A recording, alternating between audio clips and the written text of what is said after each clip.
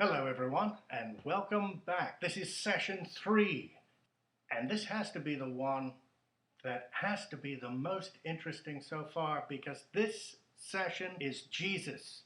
Jesus. Who is Jesus? If you're going to church, you may as well ask the question, who is? What do we know about God through Jesus the Christ?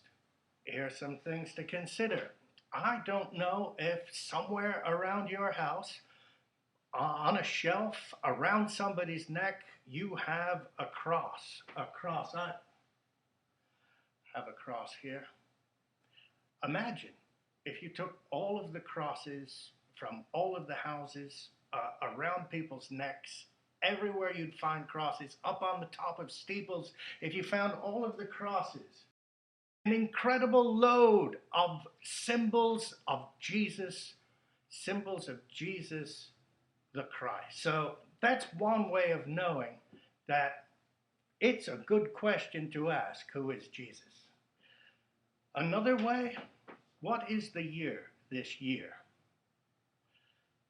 2018, 2020, 2025, 2030 is the year Anno Domini. The reason we have those 4 digits is because we're counting from the time of Jesus' life.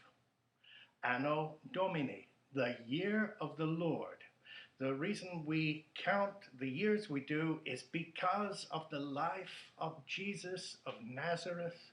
2 reasons why it's good to ask the question, who is Jesus? You know, when we were studying the Hebrew scriptures, you can go back to Genesis and read the story of the Tower of Babel, where the people got together and decided they'd build a tower up to heaven, and then they'd be able to climb up and they'd be like God.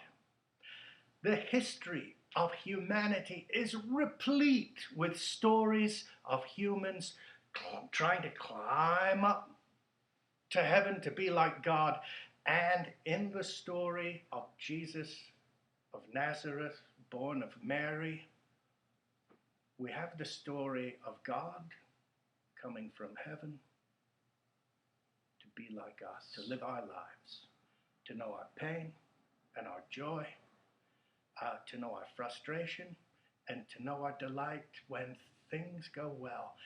God becomes one of us.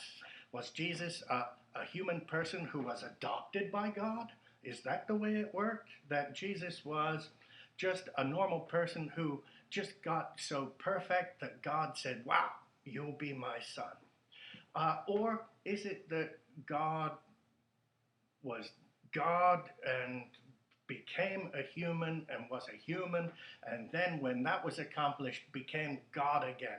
There are all kinds of different ideas that people have about who Jesus is. Well, Jesus is really God, but not human. Or Jesus is really human, but not God. And the church, the answer that to understand Jesus as human and God at the same time is the way to understand the love of God. So a good question is, who is Jesus? A good question you'd spend some time with, who is Jesus not? Well, here's something about Jesus that you can read in the scriptures. A reading from Philippians, and this is the 2nd chapter, and beginning with the 5th verse. Let the same mind be in you that was in Christ Jesus, who, though he was in the form of God, did not regard equality with God as something to be exploited, but emptied himself, taking the form of a slave, being born in human likeness, and being found in human form, he humbled himself and became obedient to the point of death, even death on the cross. Through triumphs and tragedies, through good times and bad, through frustrations and great, enormous joys, here is a story that means everything. Here is a story that means everything. What is our relationship with the divine that created all that is. And that is a beautiful, beautiful truth of the faith. So there we are. Jesus is fully God and fully human. A puzzle, and also something to give us confidence that the example we have in the life and the ministry of Jesus Christ is informative for us and for our lives. There you have it. Do your homework. We'll talk to you soon. Bye now.